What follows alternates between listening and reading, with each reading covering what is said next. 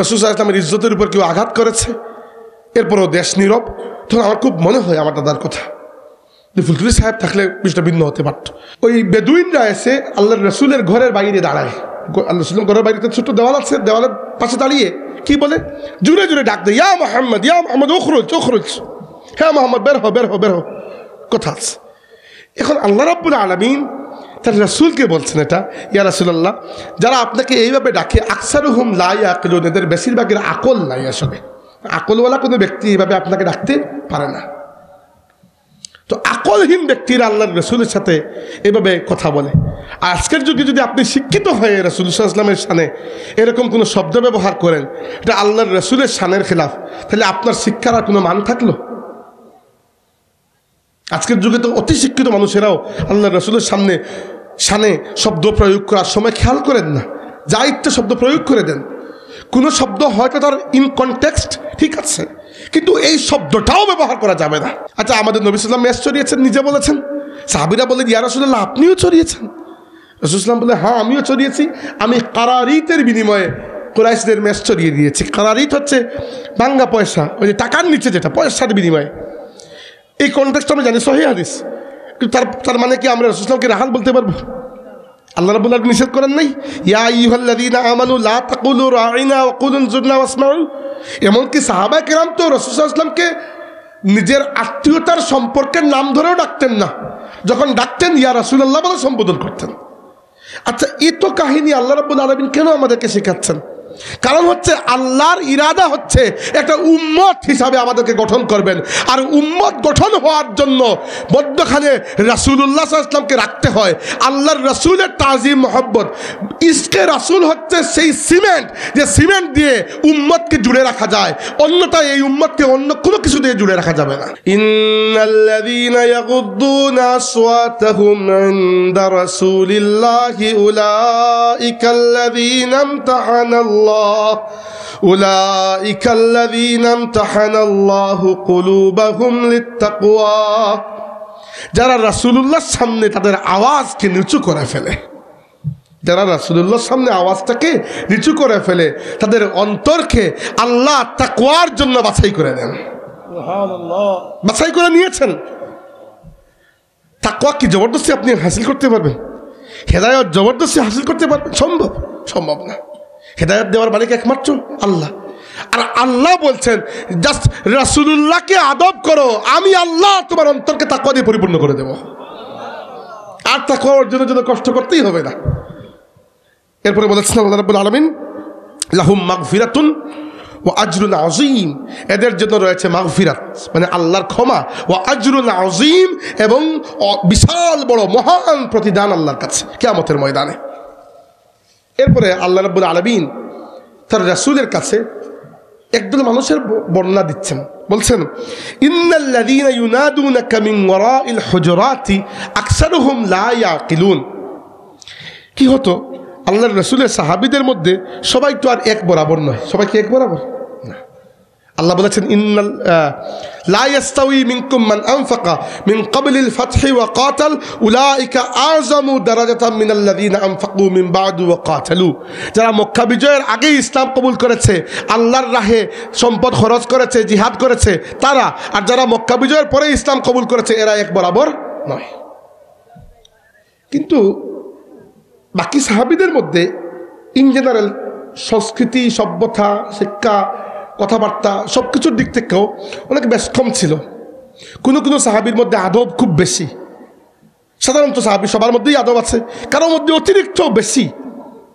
আর বিশেষ করে বেদুইন যারা, পেন্ডু টাইপের, যারা গ্রামে গঞ্জে থাকে, শহরের কালচারে সেটা অভ্যস্ত নয়, এরা আসলে এত আদবের বিষয়টা বুঝতেন না। তো আল্লাহ রাব্বুল আলামিন দেখলেন যে ওই বেদুইনরা এসে আল্লাহর রাসূলের ঘরের বাইরে দাঁড়ায়, আল্লাহ রাসূলের ঘরের বাইরে ছোট্ট দেওয়াল আছে, দেওয়ালের পাশে দাঁড়িয়ে কি বলে, জুড়ে জুড়ে ডাক দেয়, ইয়া মোহাম্মদ উখরুজ উখরুজ, হ্যাঁ মোহাম্মদ বের হো বের হো বের হো, কথা আছে।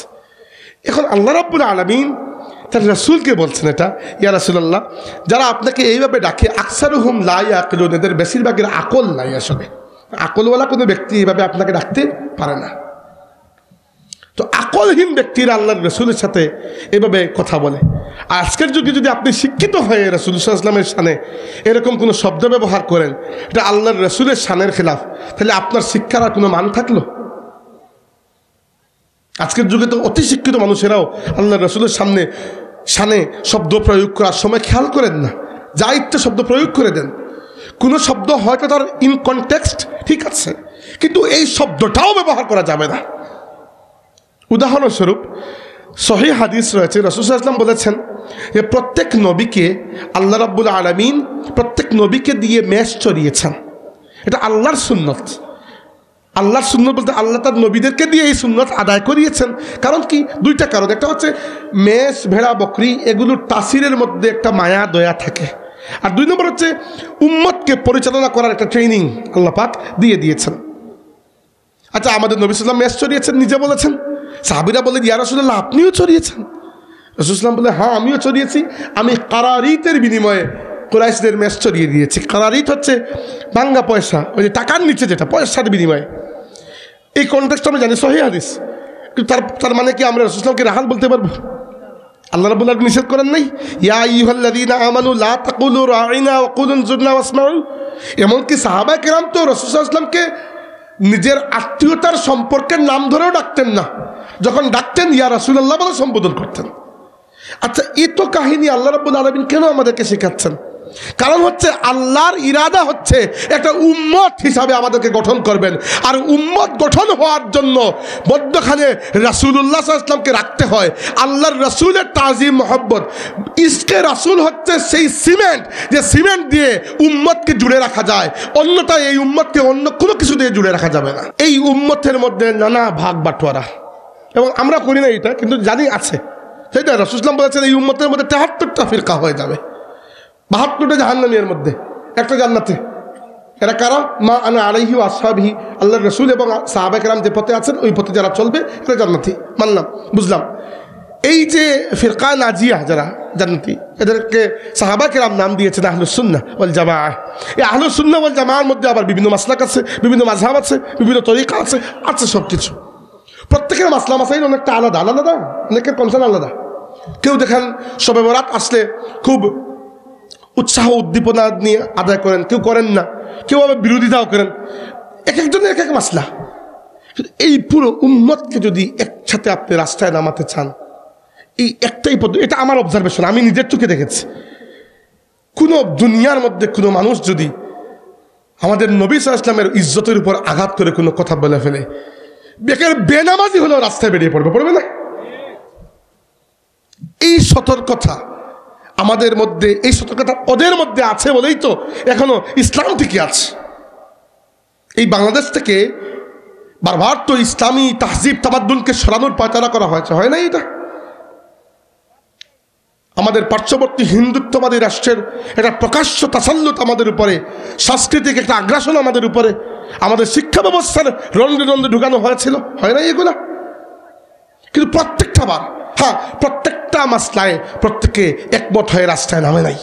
কিন্তু যেখানে রাসূল সাল্লাল্লাহু আলাইহি ওয়াসাল্লামের ইজ্জতের প্রশ্ন চলে এসেছে, সেটা ফ্রান্স করুক আর বাংলাদেশের কোনো জানোয়ার করুক, প্রত্যেকটা বার প্রত্যেকটা দল গোত্র নির্বিশেষে আল্লাহর রাসূলের ইজ্জতের জন্য মাঠে নেমে গেছে। এর কারণ কি? আল্লাহ এরকম উম্মত গঠন করেছেন। এই জন্য আমার উস্তাদ বলেছেন রাসূল সাল্লাল্লাহু আলাইহি ওয়াসাল্লাম হচ্ছেন মারকাজে মিল্লাত। মিল্লাত হচ্ছে আমরা, মানে জাতি, আর আল্লাহর রাসূল হচ্ছেন আমাদের কেন্দ্র। রাসূলুল্লাহকে ঘিরে এই উম্মত আবর্তিত হয়।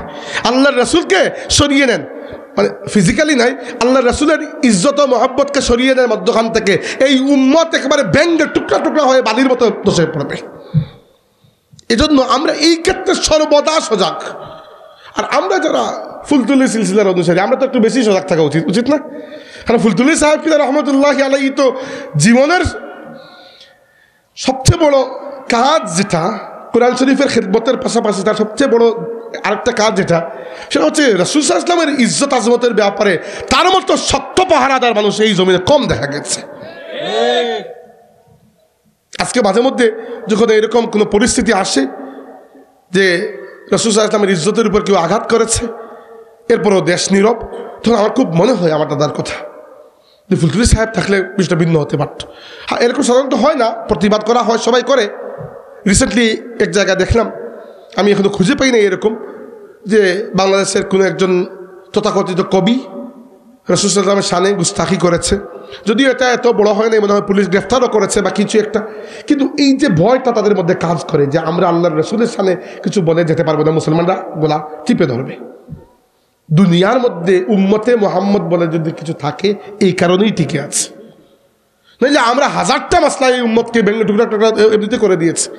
তাই মনে রাখবেন, এই মিল্লাতে মুসলিমা মানে উম্মতে মুসলিমা কিয়ামত পর্যন্ত টিকে থাকবে এই একটা সিমেন্টের শক্তিতে, সেটা হচ্ছে আল্লাহর রাসূলের প্রতি আমাদের যে আকীদাত, শুধু মহব্বত না, আকীদাত। এটা শুধু মায়া নয়, এটা একটা ভক্তি, শ্রদ্ধা, এটা ইমানের সম্পর্ক। আমরা আমাদের নবীকে আমাদের প্রাণের চাইতে বেশি ভালোবাসি, এটা সবাই জানে।